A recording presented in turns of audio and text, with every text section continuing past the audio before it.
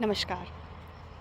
बहुत दिनों बाद मैं आपसे आज एक बात करना चाहूँगी। इनफैक्ट एक बहुत ही इम्पॉर्टेंट टॉपिक है एनिमल कम्युनिकेशन से रिलेटेड, जिसके बारे में मैं आपसे बात करना चाहूँगी कि जब हमारे घर में कोई पेट बीमार पड़ जाता है and if we are having multiple pets, तो उस समय जो स्वस्थ पेट है, जो स्वस्थ पालतू है, उसके व्यवहार में, क्योंकि हम बिज़ी हैं हमारे सिक पेट को उसकी तीमारदारी करने में, उसकी देखभाल करने में, उसको डॉक्टर को दिखाने में, तो उस समय जब हमारा पूरा अटेंशन डाइवर्ट हो जाता है हमारे सिक पेट की तरफ, उस समय जो हमारा हेल्दी पेट है उसकी क्या साइकोलॉजी होती है, क्या थिंकिंग होती है, इसके बारे में मैं आपसे बात करना चाहूँगी आज। तो हुआ ये, it is the real incidence कि मेरे जो कैट है, मेल कैट जैमी, कल उसका ऑपरेशन था, कल उसका स्टरलाइजेशन था।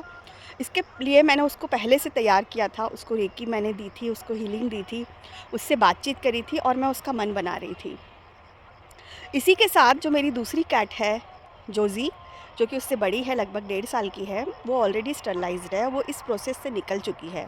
मैंने उससे भी बात की थी और मैंने उसको कहा था कि जैमी का स्टरलाइजेशन है, तो आपको उसकी हेल्प करनी है, उसके साथ में रहना है और इमोशनली उसको सपोर्ट करना है। तो at that time I got positive vibes, मुझे हिंट पॉजिटिव मिले। So I went ahead with the decision of sterilising my male cat Jamie, और कल उसका स्टरलाइजेशन हुआ। लेकिन जस्ट उसके बाद जब वो घर आया जैमी और शाम तक उसको होश आ गया और वो चलने फिरने लगा, उसके बाद मेरी जोज़ी का, जो मेरी फ़ीमेल कैट है, उसका व्यवहार अचानक ही बदल गया। She is generally she is so friendly cat, बहुत फ्रेंडली है। बिल्कुल भी अलग-थलग रहना उसको पसंद नहीं है, गुस्सा नहीं आता है, सब में एडजस्ट कर जाती है। बट अचानक ही उसको बहुत गुस्सा आने लगा, उसका जो कोट है एकदम से खड़ा होने लगा और वो जैमी की तरफ भागने लगी, गुस्सा करने लगी।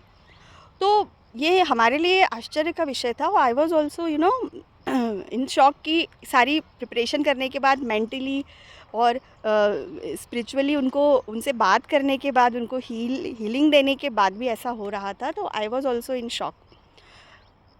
जब मैंने जैमी से इसके बारे में बात की तो उसने भी कहा मुझे कुछ समझ में नहीं आ रहा है, I am in the pain and still I am in the you know in under the this affect of medicine और एनेस्थीसिया के कारण I am not getting anything, मुझे कुछ समझ में नहीं आ रहा है ये ऐसा क्यों कर रही है। जब मैंने जोजी से बात की तब उसने मुझे बताया कि suddenly the attention of the whole house it shifted towards Jamie, जिसका ऑपरेशन हुआ था, जो आ रहा था वो उसके बारे में बात कर रहा था। जो इवन फ़ोन कॉल्स आ रहे थे तो वो उसके बारे में बात कर रहे थे, जैमी कैसा है, जैमी कैसा है, जैमी कैसा है। तो ये जो सडन शिफ्ट ऑफ एनर्जी था इन द हाउस, ये जोजी को बिल्कुल पसंद नहीं आया और शी स्टार्टेड बिहेविंग स्ट्रेंजली, और उसने गुस्से में बिहेव करना शुरू कर दिया। I discuss this thing with my daughter also, specially मेरी जो जोजी कैट है, जो फीमेल कैट है, वो मेरी बेटी से बहुत ज़्यादा अटैच्ड है। तो मेरी बेटी ने भी इस चीज़ को कंफर्म किया कि यस मम्मा, ऐसा हो सकता है कि पूरे घर का जो ध्यान है वो जैमी की तरफ चला गया, तो ये बात हो सकता है कि जोजी को पसंद ना आई हो। ये बात हम कंफर्म करते हैं मेरी बिटिया रानी से, भाव्या से, जो कि आपको इसके बारे में और कुछ बताएंगी। यस भाव्या दीदी। जी, यस, नमस्ते। हम्म, तो वहाँ जब मम्मी ने मुझे बताया कि yes there is something fishy with Josie, तो फिर क्योंकि वो मुझसे ज़्यादा अटैच्ड है, वो पता चला कि हाँ, वो मुझसे नाराज़ है। फिर मैंने जब मैं जोज़ी के पास भी गई सुबह, तो फिर पता चला कि वो मुझसे नाराज़ है।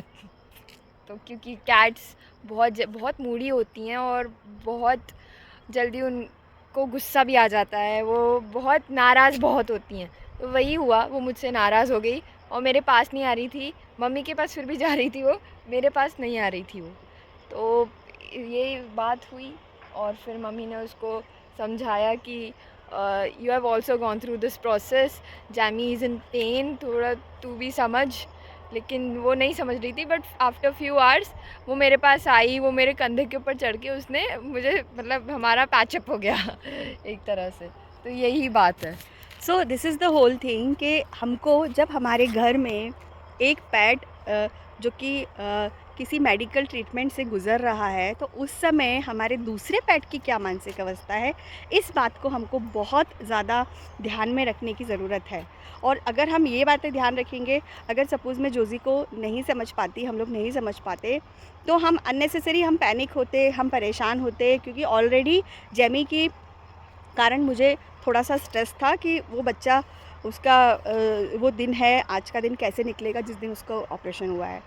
तो हमको उस समय बहुत ध्यान रखना चाहिए, समझना चाहिए दूसरे पेट्स की भी मानसिक अवस्था को, ताकि हम उस पर्टिकुलर फ़ेज़ से ईज़िली निकल पाएँ। तो देखा आपने, एनिमल कम्युनिकेशन कितनी चीज़ों को समझने के लिए हमारी हेल्प करता है। Thank you so much.